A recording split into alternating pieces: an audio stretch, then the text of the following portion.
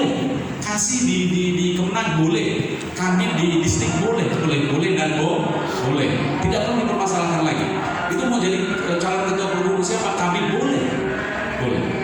Itu bukan guru, bukan dosen, boleh. Ya.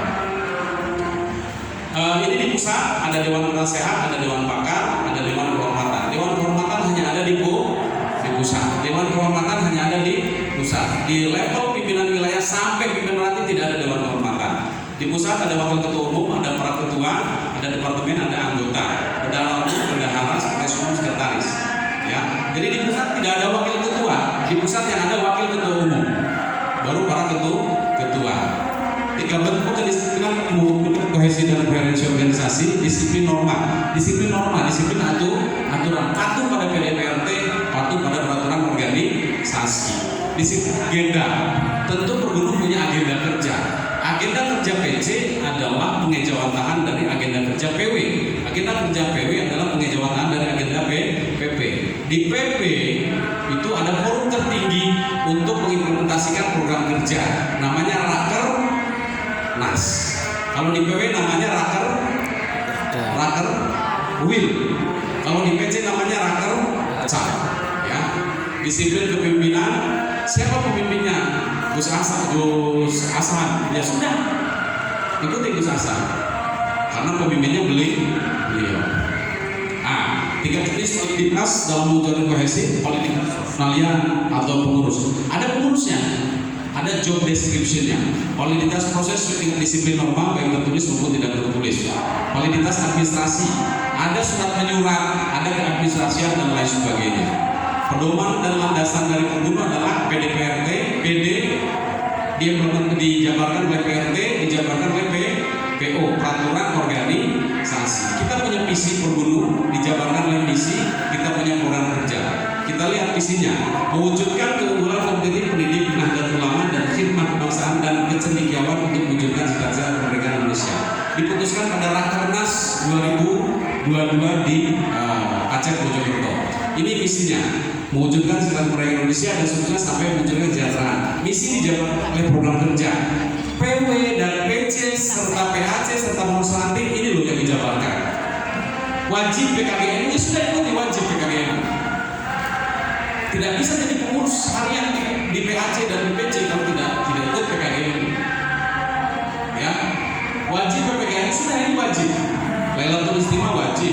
Modul kelas wajib sedang dibuat, website sudah dibuat, kualifikasi guru lewat pelatihan. Peningkatan kualifikasi dan kompetensi guru itu masif sekali di pergub itu Pak Usin itu ngadain bimtek berseri walaupun daring ya. Saya sekali-kali saya bilang Pak Usin jangan daring terus, harus luring. Peningkatan kualifikasi dan kompetensi guru ini paling masif di pergub. Daring bimtek berseri-seri. Ibu dan Bapak suka ikut? Pernah ikut? Daring ya. Pelatihan riset prinsip sudah dilakukan, pelatihan metode penelitian dan Indonesia sedang berjalan, pendidikan dalam pergub belum dibuat dan buku pergub juga belum dibuat. Ini pengembangan kooperasi, perlindungan hukum dan seterusnya. Tolong nanti slide-nya, Dek. Halo. Slide-nya nanti di copy, kasih ke ketua pergub ya.